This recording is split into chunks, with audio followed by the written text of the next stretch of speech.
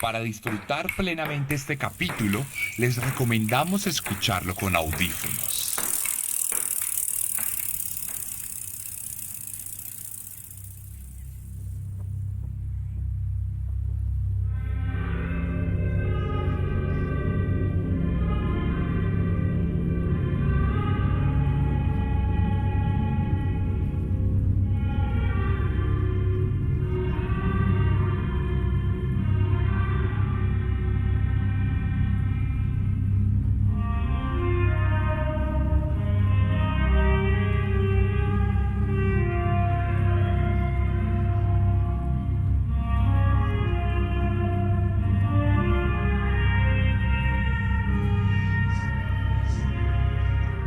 Es difícil hablar de la religión sin cuestionar la fe de los fieles. ¿Con qué autoridad podemos atacar el sistema de creencias de una persona que se rige por preceptos de amor, paz y fraternidad, si es eso lo que la motiva a seguir adelante cada día? ¿Cómo hacemos para derrumbar los pilares que sostienen la existencia de tantas personas cuya vida está tremendamente llena de dificultades?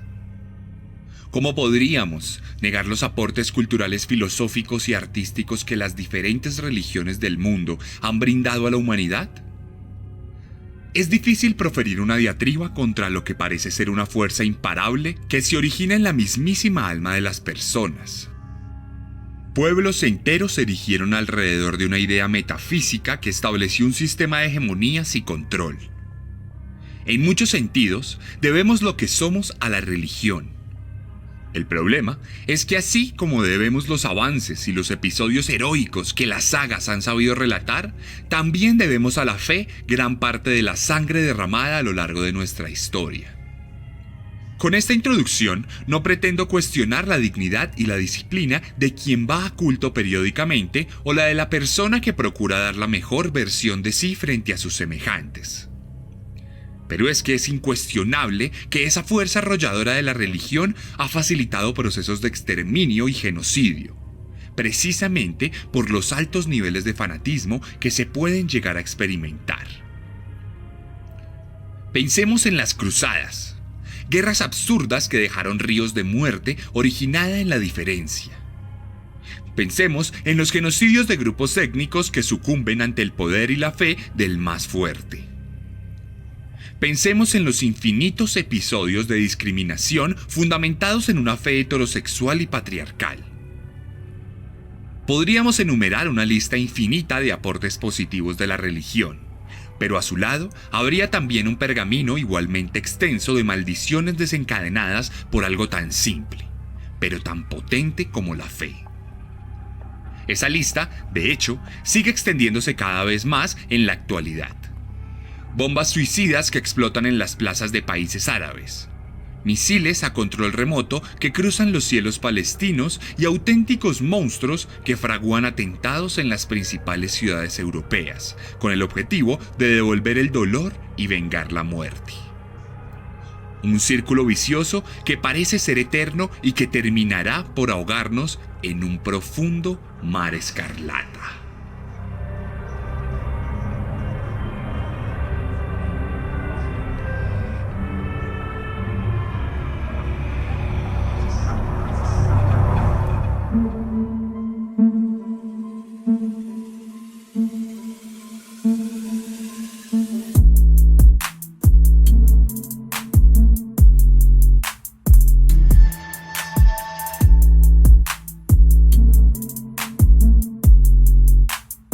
Bienvenidos a Un Día de Furia, un programa de los mismos creadores de Serialmente.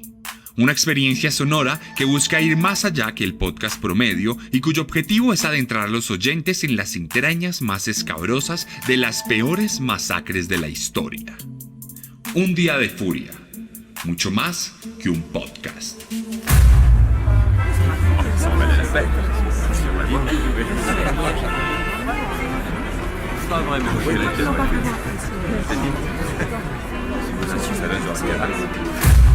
Trotzdem Rüdiger wehrt sich. Martial!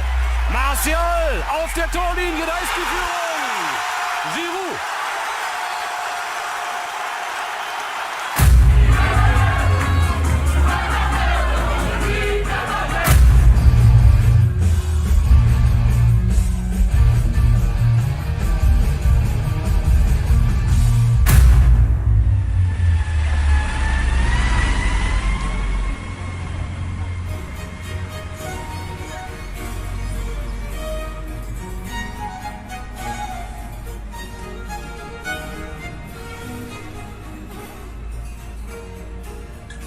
El 13 de noviembre de 2015 era viernes. París, la ciudad de la luz, exponía su belleza reconocida y su fulgor inigualable en el centro de Europa occidental. La felicidad y la prosperidad engalanaban la velada, tal como suele ocurrir en las metrópolis del primer mundo. Los parisinos disfrutaban de la frescura del invierno entrante, se calentaban en las terrazas con calefacción de los bares y disfrutaban de las mejores cocinas del mundo en los restaurantes. Las salas de eventos brindaban música a los asistentes y en el Estadio de Francia la selección gala se batía en un partido amistoso contra la Blitzkrieg alemana. Era una noche normal, llena de momentos especiales. Pero es que los momentos especiales son lo común y lo constante en un país como Francia.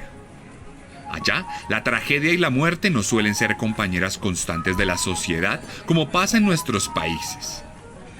Un viernes parisino es tan hermoso como podemos imaginarlo en los relatos de Balzac.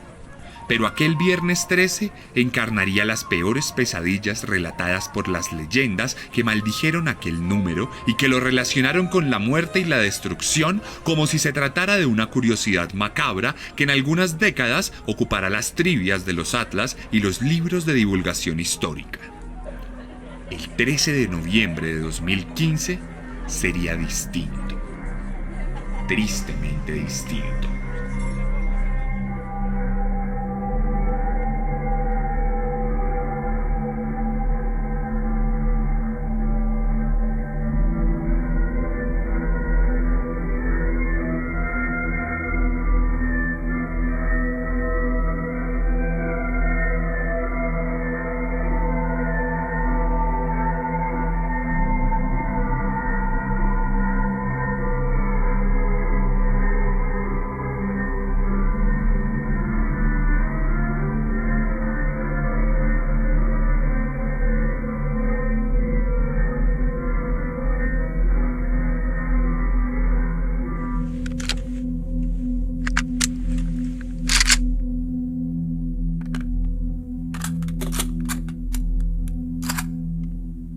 En un piso franco de los barrios bajos de París, un comando de 9 hombres de distintas partes del mundo, adscritos al Estado Islámico, se preparaban para desatar el infierno para aquellos quienes consideraban infieles.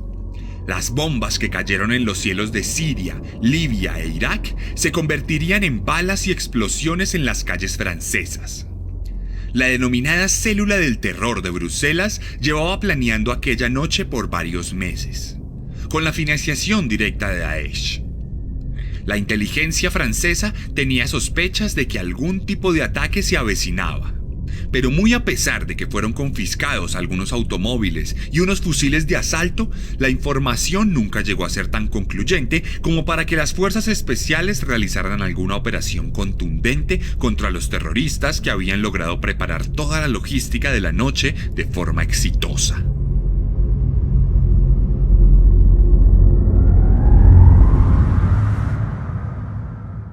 Francia jamás estaría preparada para presenciar una jornada tan sangrienta.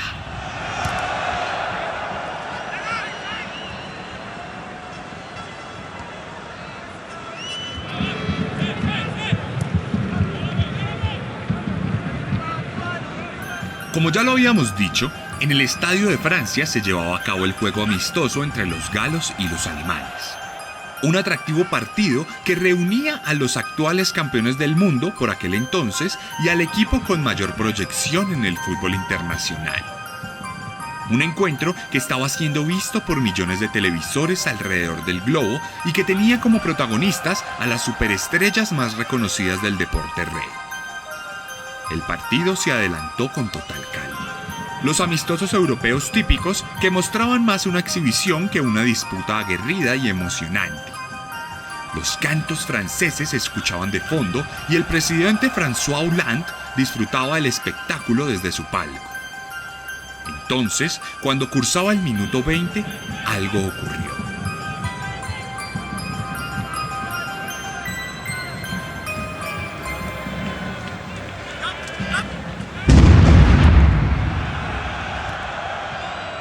A las 9:16 de la noche, una gran explosión azotó los alrededores del estadio. Uno de los terroristas había intentado entrar al partido, pero debido al tráfico arribó tarde al estadio, por lo que no pudo conseguir boletos y en consecuencia tuvo que conformarse con quedarse afuera. Durante varios minutos intentó entrar al recinto, pero los guardias de seguridad se lo impidieron en varias ocasiones, hasta que decidió inmolarse afuera del lugar, llevándose consigo a un fanático que tampoco había logrado conseguir boletos. Y a su vez hirieron a varios de los agentes de seguridad que se encontraban allí. No obstante, adentro del estadio, ni los jugadores ni la hinchada se percataron de la explosión como algo anormal, teniendo en cuenta que las bombas de estruendo son algo muy común en el fútbol europeo. El show continuó, y la inauguración sangrienta de la jornada pasó desapercibida.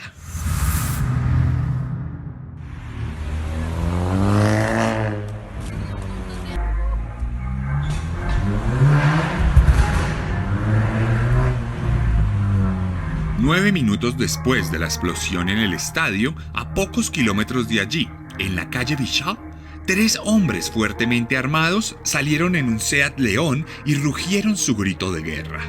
¡Allahu Akbar! ¡Allahu Akbar! ¡Allahu Akbar!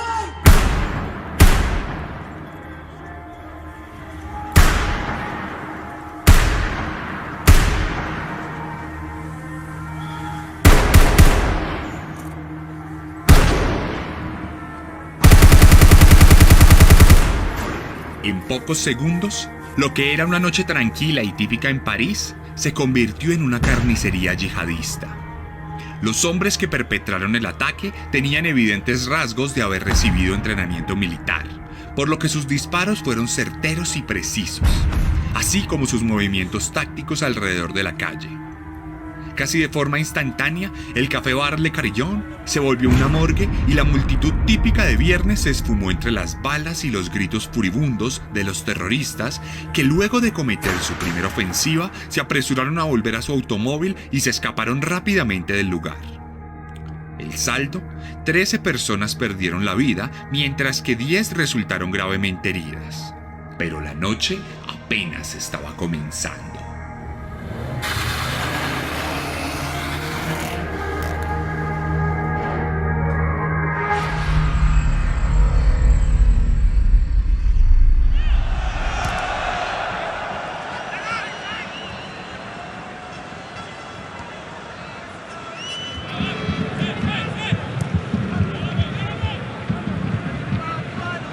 Al presidente se le informó lo que había ocurrido afuera del estadio, pero debido a la incertidumbre de la situación, se decidió esperar con cautela, por lo que no se tenía certeza del curso de acción a tomar. Por lo pronto, el partido siguió como si nada, y los cánticos, las filigranas y las jugadas siguieron obnubilando a los que, sin saberlo, estaban siendo víctimas de uno de los peores ataques terroristas en la historia del mundo occidental. Y ahí, siendo las 9:26 de la noche, casi al mismo tiempo en el que se desataba la balacera en la calle Bichat, una nueva explosión retumbó en los alrededores del Estadio de Francia. El público seguía sin estar al tanto de la situación. La explosión se llevó a cabo en una de las puertas del estadio. Sonó mucho más cerca que la anterior, así que la zozobra hizo presencia de forma efímera en el recinto, aunque no desató ningún tipo de caos. Las autoridades se apresuraron a acordonar la zona y pronto el Estadio de Francia se convirtió en una suerte de fortaleza sitiada de la que nadie podría salir o entrar por mucho que quisiera. El plan de los terroristas era que la primera bomba detonara al interior del estadio, en medio de una de las tribunas, de manera que generara una estampida brutal y un caos asesino que incrementara el número de bajas. Luego, la idea era que la multitud aterrada huyera del estadio de forma desorganizada solo para encontrarse a otros terroristas con nuevas explosiones que multiplicaran las muertes. Sin embargo, y por suerte, el primer terrorista no pudo entrar y el segundo decidió inmolarse sin tener claridad de lo que había ocurrido. Trotzdem Rüdiger wehrt sich. Martial! Martial! Auf der Torlinie, da ist die Führung! Giroud!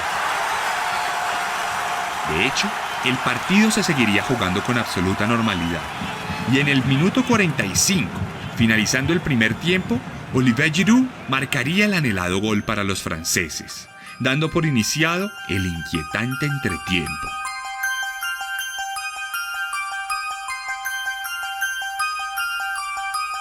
En el Café Bonavier, a las 9:32 de la noche, justo cuando miles de parisinos gritaban de alegría el gol de Giroud, otros tantos desatarían también sus propios gritos. Pero estos serían de desespero. ¡Allahu Akbar! ¡Allahu Akbar! ¡Allahu Akbar!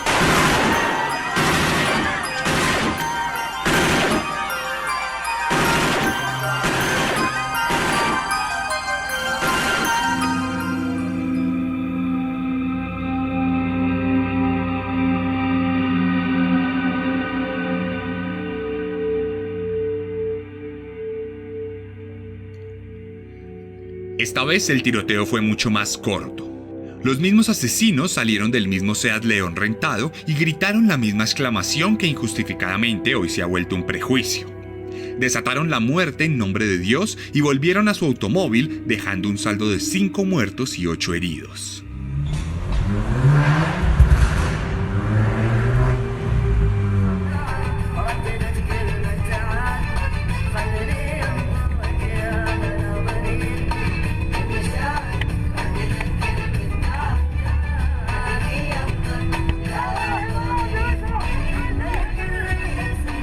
Los terroristas continuaron su tour de la muerte y la policía francesa, tomada por sorpresa debido a la simultaneidad de los ataques y las preocupaciones en el estadio, no había podido reaccionar ante lo que habían sido ya 2 masacres en 2 lugares distintos. Entonces, el Seat León continuó su periplo sangriento por las calles parisinas y llegó a la Belle Équipe, un bar en la calle Charon que se caracterizaba por tener una gran terraza, por lo que sus comensales eran mucho más vulnerables a cualquier tipo de ataque.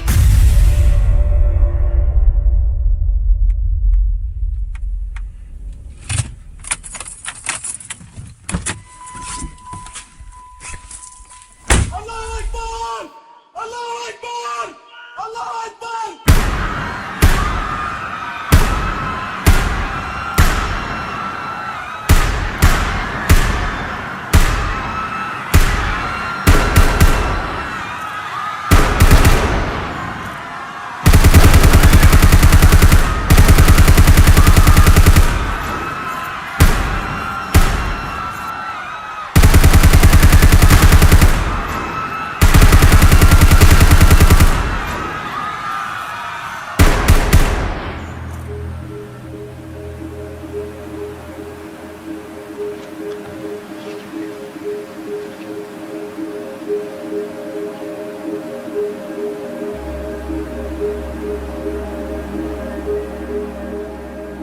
La brutalidad de los ataques se iba intensificando.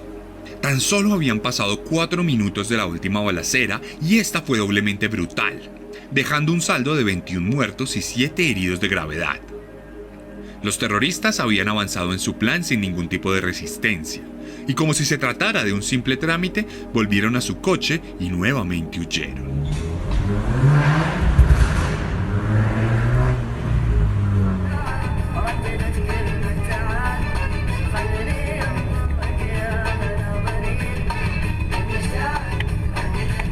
Aquí, déjame en el bulevar.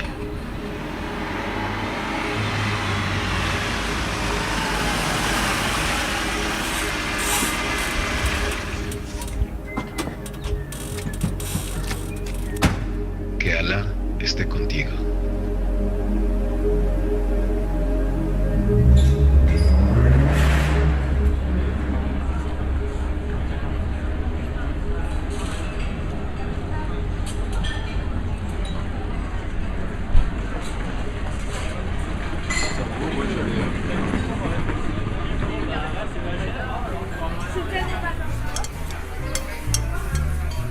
Los 3 ocupantes del Seat León se detuvieron en el Boulevard Voltaire. Allí, uno de ellos se bajó del coche y se despidió de sus secuaces. Entonces se dirigió al Café Voltaire y pidió una cena común y corriente en un francés impecable. Luego se levantó de la mesa y se dirigió a los demás clientes del lugar. Buenas noches para todos. Espero que estén disfrutando su cena. Lamento interrumpir su velada.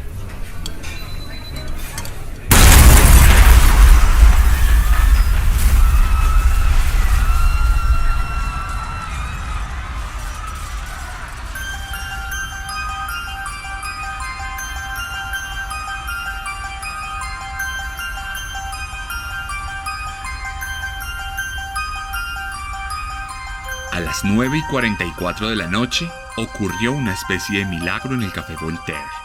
Pues aunque el terrorista se inmoló en el corazón del recinto, ninguna persona, salvo él mismo, murió como resultado de la inmensa explosión que destruyó por completo el negocio.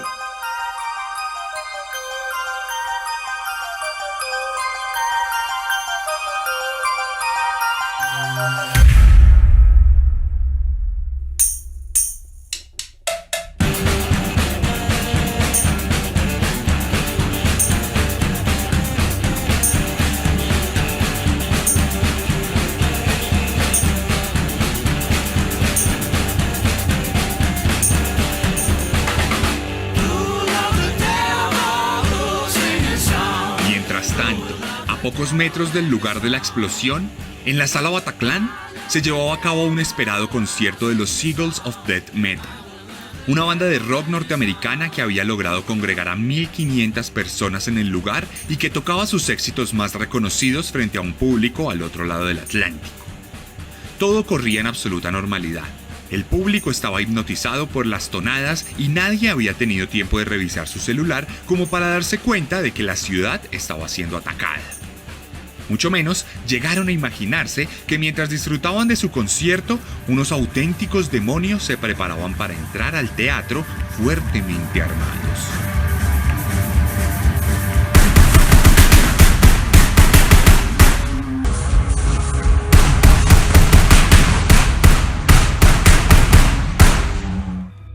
En un principio, el público pensó que se trataba de algún tipo de pirotecnia para amenizar el concierto. Efectos especiales propios del tipo de música que se estaba tocando aquella noche. Sin embargo, cuando en la tarima los músicos se mostraron desconcertados y completamente asustados, el pánico cundió en todo Bataclan.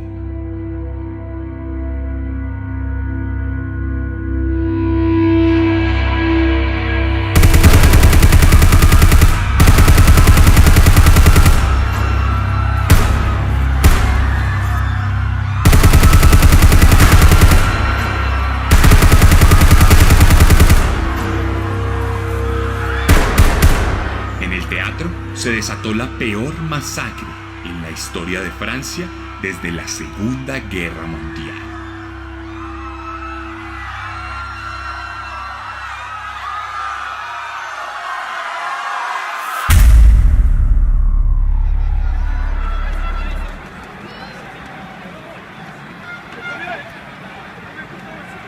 Al interior del Estadio de Francia, el partido entre franceses y alemanes increíblemente se seguía jugando. Por extraño que pareciera, esta fue una decisión de las autoridades francesas, quienes entendían la naturaleza homicida de una posible estampida, tal como había pasado en Egipto años atrás, por lo que determinaron que la mejor opción era mantener a los miles de espectadores entretenidos al interior del escenario deportivo, mientras afuera los agentes de la ley aseguraban el perímetro y se cercioraban de que no hubiera más terroristas suicidas. El hecho de que ambas explosiones se llevaran a cabo afuera les hacía pensar que, en efecto, los yihadistas no habían podido entrar al estadio. Así que eso lo convertía en una zona segura. El presidente fue evacuado bajo estrictas medidas de seguridad y los técnicos y directivos de cada selección fueron avisados de la situación, aunque no así los jugadores, quienes continuaron ofreciendo el espectáculo al público sin saber que afuera se desataba una carnicería.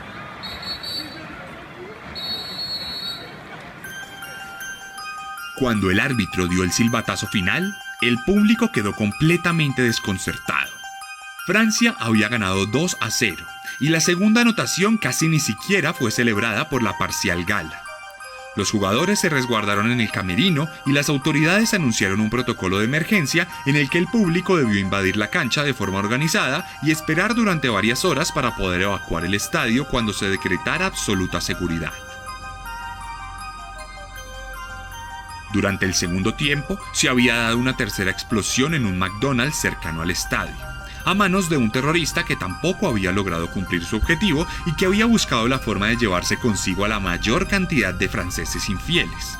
Aunque como en el Café Voltaire, aquí sucedió otro milagro y a pesar de que hubo 50 heridos, ninguna persona perdió la vida en aquel lugar. Uno de los objetivos centrales de los terroristas había salido avanti de la situación.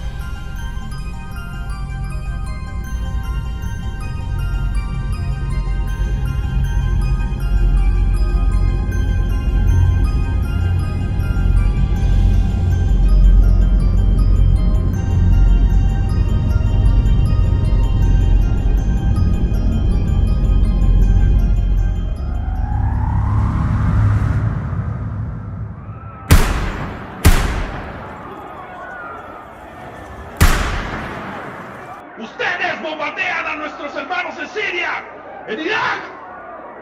Los soldados franceses, estadounidenses, bombardean desde el aire. Nosotros somos hombres y bombardeamos desde la tierra.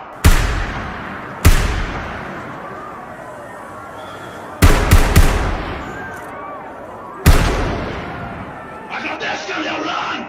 Ustedes lo eligieron. Esto es por todo el daño que Hollande ha causado a los musulmanes del mundo. Habían pasado alrededor de 30 minutos desde que los terroristas entraron en Bataclan y arremetieron contra los espectadores. Decenas de personas habían sucumbido ante las balas. La escena era dantesca. Los cadáveres se acumulaban en los pasillos entre charcos de sangre y llanto. Los cuerpos presentaban mutilaciones y deformaciones de todo tipo por cuenta de las balas y la metralla. Algunos habían caído desde el segundo piso del establecimiento y otros perecieron ante los proyectiles mientras intentaban escapar. Los yihadistas hablaban un francés perfecto, pues de hecho muchos eran franceses de nacimiento y crianza, hijos de familias musulmanas inmigrantes que habían sufrido la segregación y la discriminación del primer mundo. Manipulados por monstruos, se convirtieron ellos mismos también en monstruos. Disparaban de forma intercalada para cubrir los tiempos de carga de sus compañeros, y cuando el impacto inicial de la balacera se calmó, procuraron aglomerar a los rehenes para atrincherarse en el lugar. Uno de ellos se subió al escenario y gritó en busca de los miembros de la banda, quienes habían logrado escapar junto a otros cientos de fanáticos suertudos. Y en ese momento, cuando el terrorista se encontraba gritando desde el spot principal del lugar, 2 agentes de policía lograron entrar a Bataclan y le dieron de baja desde la distancia.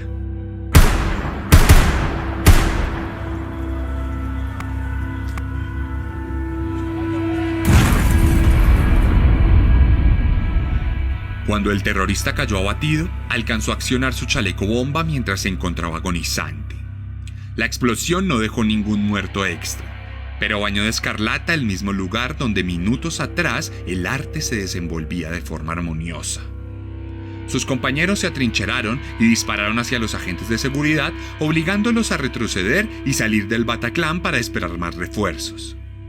La masacre formalmente se había convertido en una situación de rehenes.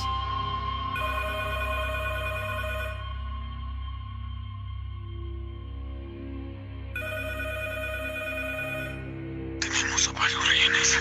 Exigimos que Hollande firme la orden para retirar a las tropas francesas de las tierras musulmanas. ¡Rápido! O mataremos a todos en Bataclan.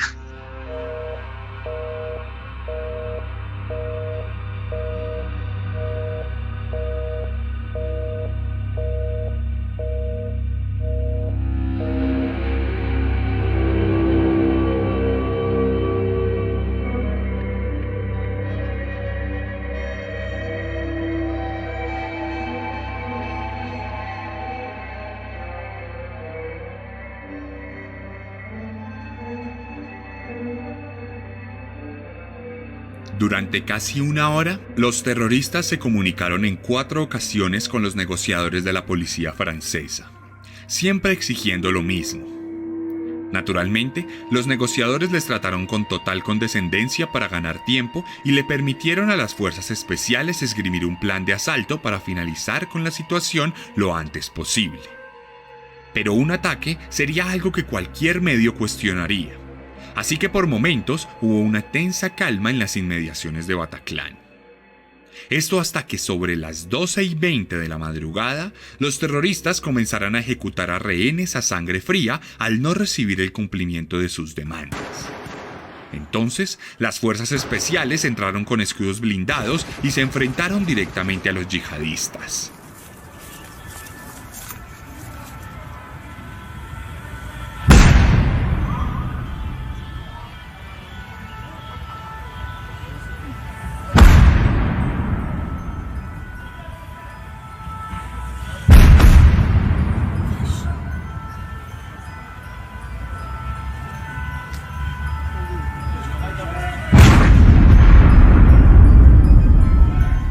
Uno de ellos, al verse acorralado, activó su chaleco bomba llevándose consigo a un par más de rehenes, mientras que el otro fue abatido antes de que pudiese hacer lo mismo. A las 12:23 de la mañana del 14 de noviembre de 2015, los ataques de París habían finalizado.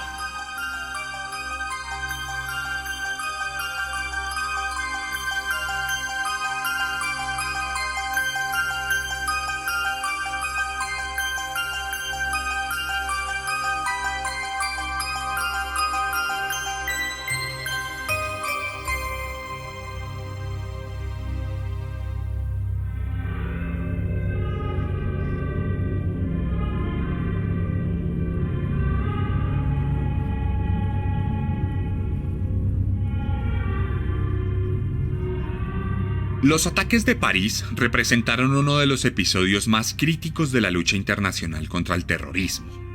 Aunque ya había pasado en otras ocasiones, como en los atentados del 11M, Europa volvía a ser el epicentro de los ataques de grupos radicales que procuraban llevar la lucha en Medio Oriente a las casas del primer mundo. La complejidad de estos temas es absolutamente tremenda. Los gobiernos de las potencias participan activamente en los conflictos árabes, que a su vez están originados en la misma injerencia internacional e incluso en el colonialismo de siglos pasados. Las bombas europeas caen en Tierra Santa y contribuyen a la destrucción y a la miseria que tiempo después escenifica el espacio perfecto para que grupos yihadistas se aprovechen de los jóvenes despojados para convertirlos en máquinas de matar. Muchachos que lo han perdido todo y que abrazan teorías de odio y radicalismo en busca de algo de dignidad, encontrando en la muerte y la violencia respuestas paliativas a su propio dolor. Por supuesto, todos estos complejos procesos aderezados con episodios de fanatismo religioso y manipulación enfermiza. Sería injusto decir que todo esto es culpa de la religión. Es un problema mucho más complejo y delicado. De hecho, la comunidad musulmana de Francia se volcó a las calles a expresar su condena de lo ocurrido. Varios países árabes expresaron su pésame y condenaron a los yihadistas. Incluso Palestina, uno de los países que más ha sufrido el yugo de la guerra y que más ha estado en el centro de las críticas y las opiniones. Cabe decir, además, que estos grupos extremistas tienen como principal víctima al mismo pueblo musulmán al que constantemente someten atentados y bombas indiscriminadas que tienen mucha menos cobertura que episodios como el que hoy hemos relatado.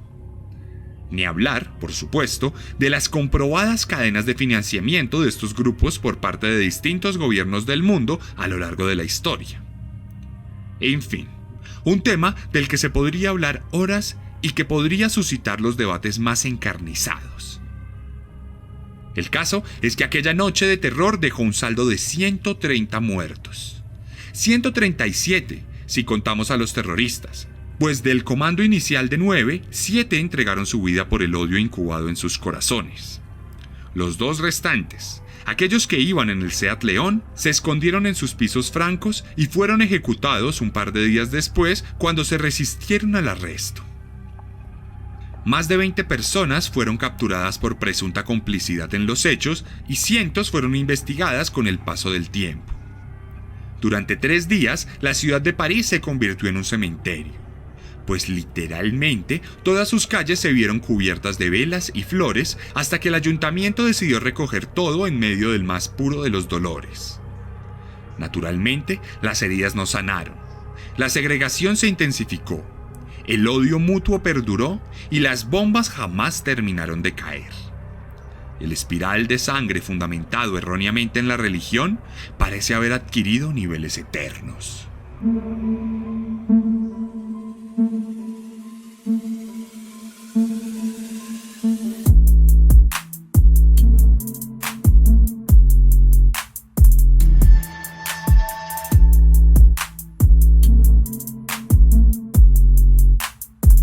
Y esta fue la 7ª entrega de la primera temporada de Un Día de Furia.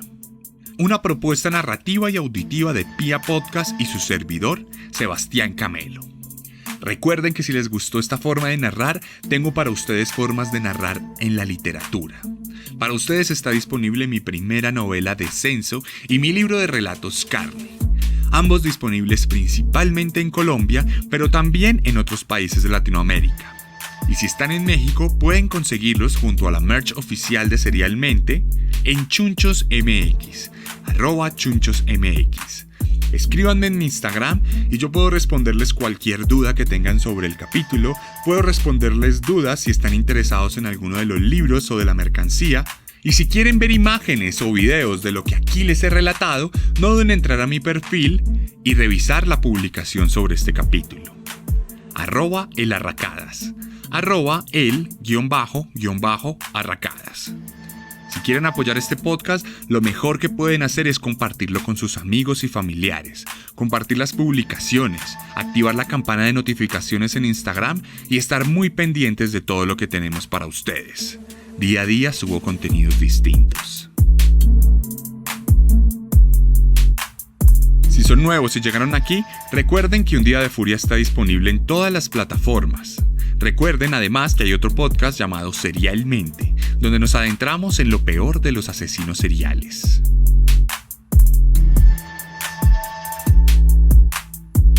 Esto fue Un Día de Furia, cuando el odio se funde en nuestras manos.